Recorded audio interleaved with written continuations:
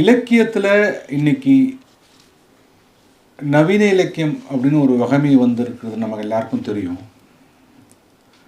அது மாதிரியே சிறார் இலக்கியத்துலேயும் நவீன சிறார் இலக்கியம் அப்படின்னு ஒரு வகைமை வந்திருக்கு இன்னைக்கு. இஸ்ரா போன்ற முன்னணி எழுத்தாளர் தொடர்ந்து சிறார் இலக்கியத்தில் தன்னுடைய பங்கை செய்து கொண்டிருப்பார் அப்படிங்கிறத ரொம்ப மகிழ்ச்சியோடு பார்க்கிறவன் நான். ஏன்னா இன்றைக்கி எழுதக்கூடிய பலரும்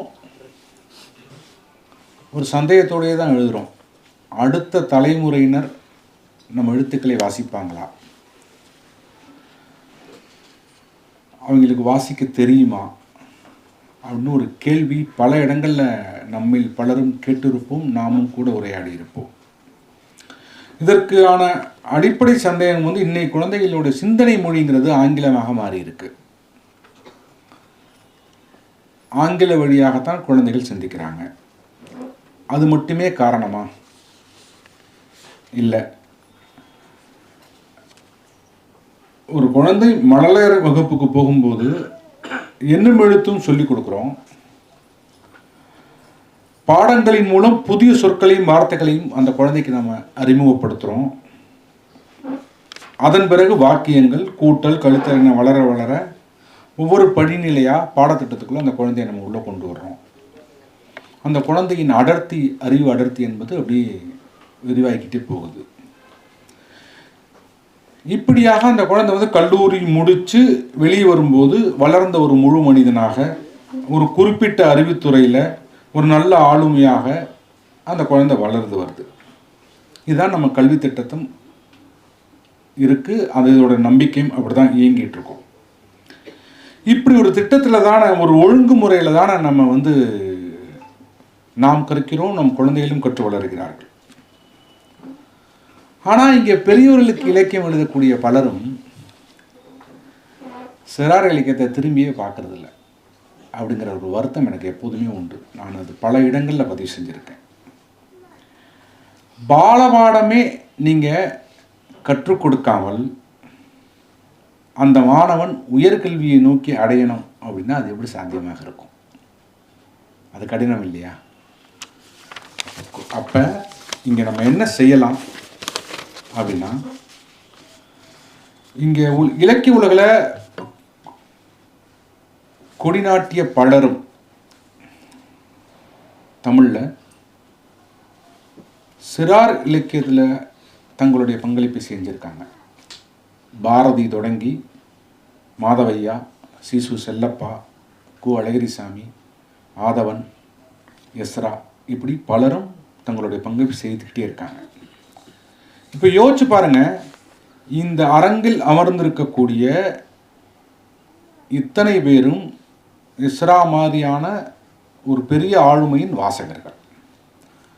அப்போ இஸ்ரா ஒரு சிறார் நூல் எழுதும்போது நீங்கள் கண்ணை மூடிக்கொண்டு அந்த புத்தகத்தை வாங்கி உங்கள் பிள்ளைக்கு நீங்கள் கொடுப்பீங்க. ஏன்னா இஸ்ரா மீது நாம் வைத்திருக்கிற மரியாதை, அவர் எழுத்தின் மீது நமக்கு இருக்கிற காதல். அவர் ஒரு சிறார் இலக்கியம் எழுதும்போது நாம் அந்த புத்தகத்தையும் வாங்கி நம் பிள்ளைக்கு கொடுக்குறோம். ஒருவேளை எஸ்ரா போன்ற, இல்லை இஸ்ராவே சிறார் இலக்கியமே எழுதலை, நவீன இலக்கியம் மட்டுமே எழுதிக்கிட்டு இருக்காங்கன்னா, நாம் நவீன இலக்கியம் மட்டும் வாங்கி நம்ம படிச்சுக்கிடுவோம். நம்ம பிள்ளைக்கு ஆங்கில புத்தகத்தை வாங்கி கையில் கொடுப்போம். நான் தொடர்ச்சியாக ஊடகவியலாளராகவும் இருப்பதால் ஒவ்வொரு புத்தக கண்காட்சிக்கு போகும்போதும் குழந்தையோடு வரக்கூடிய பெற்றோர்களை மறித்து என்ன புத்தகம் வாங்கி கொடுத்தீங்க குழந்தைக்கு அப்படின்னு கேட்டால் 10க்கு 9 பேர் பாடத்துக்கு துணையான புத்தகம் தான் வாங்கி கொடுக்குறாங்க. மேக்ஸுக்கு வாங்கி கொடுத்தேன், கைடு வாங்கி கொடுத்தேன், அது வாங்கி கொடுத்தேன், இது வாங்கி கொடுத்தேன்னு சொல்கிறானே இல்லையே, கதை புத்தகம் வாங்கி கொடுத்தேன்னு யாருமே பேசுகிறதே இல்லை. நீங்கள் வேணால் இந்த வரக்கூடிய புத்தக கண்காட்சியில் ஒரு 10 பேருக்கு கிராஸ் செக் பண்ணி பாருங்களேன், நடக்கும். ரொம்ப ரேராக, ரொம்ப அரிதாகத்தான் குழந்தைக்கு புத்தகம் வாங்கி கொடுக்கக்கூடிய பெற்றோரை இன்றைக்கி பார்க்க முடியுது. அதிலும் பெரிய வேடிக்கையெல்லாம் இருக்குது. கூட்டம் கூட்டமாக குழந்தைகளுக்கு ஸ்கூல்லேருந்து கூப்பிட்டு வருவாங்க. வரும்போது டீச்சர் சொல்லுவாங்க, டேய் ஒரு புத்தகத்தையும் தொட்டக்கூடாது அப்படியே சொல்லியே தான் உள்ளே கூப்பிட்டுருவாங்க. பிள்ளை கையில் 10 ரூபா வச்சுருக்கோம், எதையும் தொடாமல் இப்படி பார்த்துட்டே போகும். இப்படி தான் இன்றைக்கி குழந்தைகள்கிட்ட புத்தகங்கள் போய் சேருது. எங்கே ரொம்ப சிரமப்பட வேண்டியிருக்கு. இப்போ இன்னைக்கு முன்ன மாதிரி இல்லை, நிலைமை இன்னைக்கு கொஞ்சம் மாறி இருக்கு அப்படின்னாலும் பெரும்பாலும் நவீன இலக்கியவாதிகள் சிறார் இலக்கியத்தை எழுதுவதோ அல்லது நல்ல சிறார் இலக்கியத்தை அடையாளப்படுத்துவதோ கூட இல்லைங்கிற வருத்தம் எனக்கு இருக்குது. ஏன்னா திருப்பி இதுதான் விஷயம். இவர்கள் ஒரு நல்ல ஒரு சிறார் நூலை இவர்கள் எழுதினாலோ இல்லை வந்து இருக்கக்கூடிய ஒரு நல்ல சிறார் இலக்கியத்தை இவர்கள் அறிமுகப்படுத்தினாலோ இவர்களின் வாசகர்கள், எஸ்ரா ஒரு புத்தகத்தை சொல்கிறாருன்னா பாஞ்சு போய் வாங்குறதுக்கு 100 பேர் ரெடியாக இருக்கான். அப்போ எஸ்ராவின் சிறார் நூல்கள் போகுது, மற்ற நவீன எழுத்தாளர்களும் அந்த வேலையை செய்யணும். ஆனால் எஸ்ரா அதெல்லாம் கவலையவில்லை, தான் அந்த வேலையை மிகச்சிறப்பாக செய்து கொண்டே இருக்கிறார். தன்னால் முடிந்த அளவு சிறார் இலக்கியத்தின் பங்களிப்பை மிக அழகாக செய்துக்கிட்டே இருக்கார். எனக்கு வந்து எப்போதுமே அது வியப்பு இருந்துகிட்டே இருக்கு. எப்போதெல்லாம் வாய்ப்பு கிடைக்கிறதோ அப்போதெல்லாம் தன்னுடைய பங்களிப்பை சிறார் இலக்கியத்தில் செஞ்சுக்கிட்டே இருக்கார். நான் வந்து எஸ்ராவின் முதலாக நான் படித்த ஒரு புத்தகம் அப்படிங்கிறது வந்து 7 தலை நகரம் அப்படின்னு ஒரு கதை. ஒரு பிரமாதமான ஒரு ஃபேண்டசி. அதில் வரக்கூடிய அந்த கதை உண்மையிலேயே அந்த ஒரு ஒரு ஒரு ஒரு ஒரு ஊர், ஒரு தெரு, அந்த தெரு முழுக்க கண்ணாடி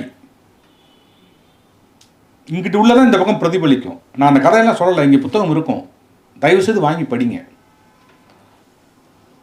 பெரியவர்களும் சேர்த்து படிக்கிற அளவுக்கான எழுத்தாகத்தான் எஸ்ராவின் எழுத்து இருக்கிறது. அதுக்கப்புறம் நான் படித்து வந்து ரொம்ப வியந்தது, நான் ஒரு நல்ல அடிப்படையில் நல்ல வாசகனால தொடர்ச்சியாக வாங்கிட்டே இருப்பேன், படிச்சுக்கிட்டே இருப்பேன். வெள்ளை ராணின்னு ஒரு புத்தகம். எனக்கு இன்னைக்கு நினைச்சா கூட நான் போகிற இடங்கள்ல நண்பர்கள்ட்ட நான் வியந்து பேசக்கூடிய ஒரு புத்தகத்தில் அந்த புத்தகம். நண்பர்களே, நீங்கள் கொஞ்சம் சிந்தித்து பாருங்கள்.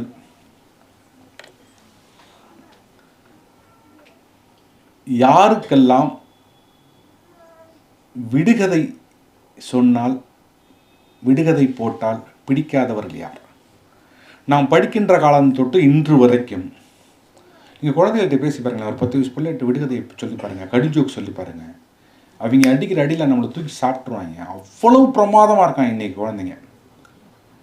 அப்போ ஒரு கதை புத்தகத்தை கதை புத்தகமாக இல்லாமல் அதை ஒரு விளையாட்டாக மாற்றுறது இருக்குல்ல, பகடக்காய் இருக்குல்ல, டைஸ்.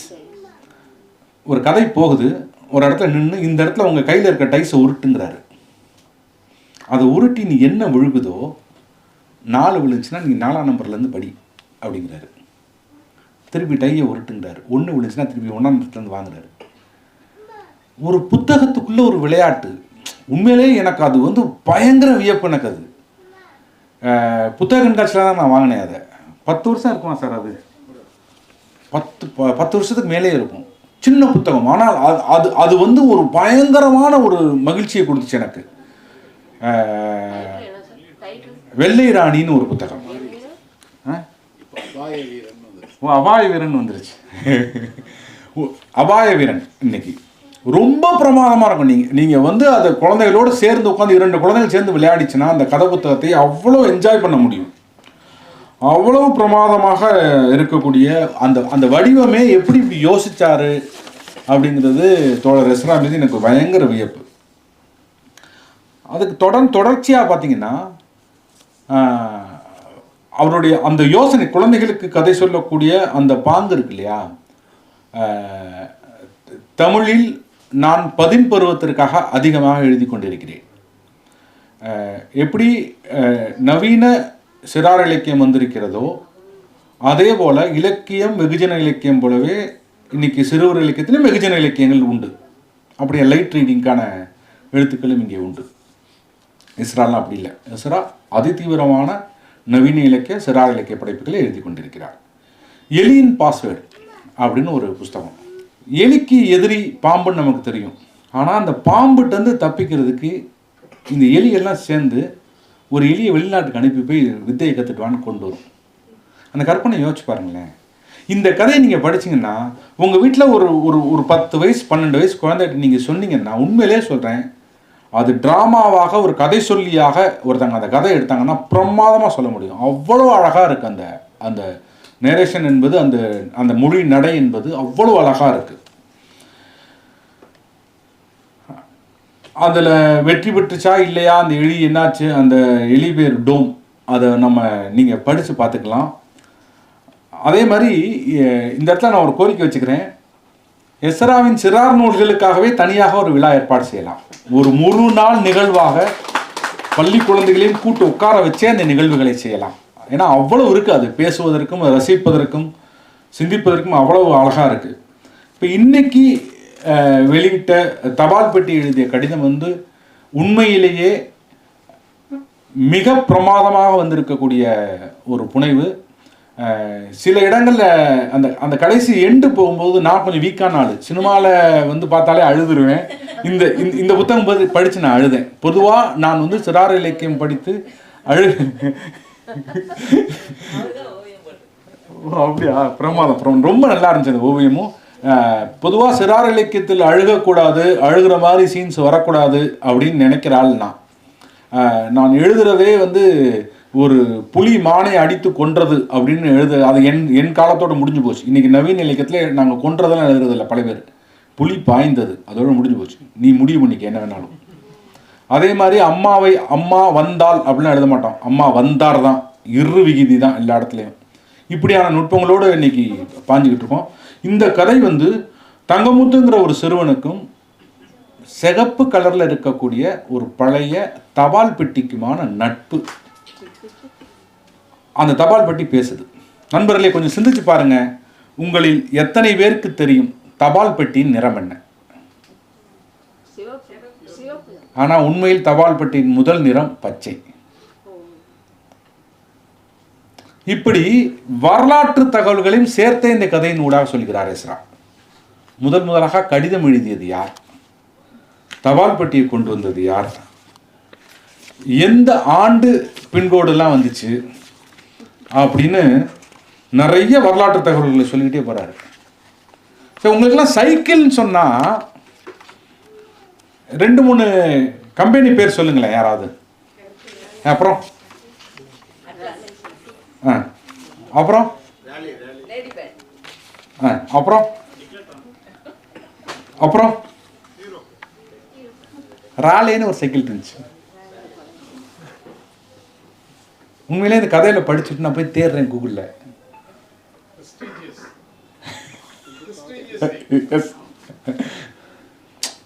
அதுக்கு இந்த ஒத்த வரி நம்மை தேட வைக்குது. இப்படி ஒரு பேர் கேள்விப்பட்டதில் ஏன் தேட வைக்குது? இது ஒரு 10 பருவத்திற்கான குழந்தைகள் இன்னைக்கு மொபைலோட உட்காந்து ஷார்ட்ஸ் பார்த்துக்கிட்டு இருக்காங்க இல்லையா, அந்த குழந்தைகள் இந்த கதையின் வழியாக ஒரு வரலாறை புரிந்து கொள்ள முடியும், மனித சமூகம் கடந்து வந்ததை புரிந்து கொள்ள முடியும், அம்மாவை பிரிந்து வாழும் ஒரு குழந்தையின் வழியை புரிந்து கொள்ள முடியும், மொட்டை கடுதாசி போடுறவங்களுடைய கதையை பேச முடியும், மனிதர்கள் எப்படி இருந்திருக்கான்னு பார்க்க முடியும். இன்னைக்கு ஒரு சிக்கல் இருக்கு நண்பர்களே. நிறைய பேர் எழுதும்போது சில இடத்துல சல்லிக்காசு அப்படின்னு ஒரு வார்த்தை சொல்லிட்டு போகிறாங்க. சல்லிக்காசை பார்த்தவங்க இங்கே நிறைய பேர் இருக்கவே மாட்டீங்க. ஏன்னா சல்லிக்காசுன்னு ஒரு காசு இருந்துச்சு, அது வழக்கொழிஞ்சு போச்சு. அரிக்கன் விளக்குங்கிறது நம்ம பிள்ளைகளுக்கெல்லாம் தெரியாது. நிறைய குழந்தைகள் மாடு புல்லு திங்கின்னா தெரியாது, அது பேப்பரை தானே தின்னு சொல்லிட்டு இருக்கிற காலத்தில் வாழ்ந்துக்கிட்டு இருக்கோம் நம்ம இன்னைக்கு. இப்படி நாம் விட்டு போன நம்மளுடைய மரபுகளை நம் குழந்தைகளுக்கு சொல்லிக் கொடுக்கணும்னா அவர்களின் புத்தகத்தை நோக்கி திருப்புவதற்கு கடுமையான பிரயத்தனம் வேண்டியிருக்கு. இன்றைய காலகட்டத்தில், இன்றைய நவீன உலகத்தில் தேவை இருக்கு. அதை பிரமாதமாக முழுமையாக செய்கிறார் எஸ்ரா, செய்திருக்கிறார். இதை 10 பருவத்துக்கான இலக்கிய வாசிப்புக்கு ஏற்ற நூல் அப்படின்னு நான் சொல்லுவதோட, பொதுவாகவே இந்த சிறார் இலக்கியம் பாலமித்ரா, அம்புலிமாமா, சிறுவர் மலர் அப்படின்னு வாசிக்க ஆரம்பிக்கிறோம் இல்லையா, அவங்க அந்த வாசகர்கள் ஒரு டீனேஜில் என்ன பண்ணுறோம், ஒரு தொய்வு விழுகுது. அந்த இடத்துல நமக்கு ஒரு பூர்த்தி இல்லாத ஒரு இடம் கிடைக்குது. அந்த நேரத்தில் நம்ம துப்பாக்கி தூக்கி நிற்கிற கிரைம் கதை பின்னாடி ஓடிடுறோம். கொல்ல பேர் அங்கிட்டே இப்படி போயிடுறோம், இலக்கியத்து பக்கம் வர்றதே இல்லை, அங்கிட்டிருந்து அப்படியே ட்ராவல் ஆகிடுறோம். அப்போ எனக்கு எப்போதுமே அந்த ஒரு ஏக்கம் இருந்துக்கிட்டே இருந்தது, இலக்கியத்துக்கும் இந்த சிறார் இலக்கியத்துக்குமான ஒரு பிரிட்ஜாக ஒரு செட் ஆஃப் எழுத்து வேணும் இங்கே அப்படின்னு நான் நம்பிக்கிட்டே இருக்கேன், எதிர்பார்த்துக்கிட்டே இருக்கேன், ஏங்கிக்கிட்டே இருக்கேன். அதற்கு மிகச் சரியான புத்தகம் இது. உங்கள் வீட்டு பிள்ளை இலக்கியத்தின் பக்கம் திரும்ப வேண்டும் அப்படின்னு நீங்கள் விரும்புனீங்கன்னா தைரியமாக இந்த புத்தகத்தை நான் பரிந்துரைக்கிறேன். தபால் பெட்டி எழுதிய கடிதம் வாங்கி கொடுங்கள்.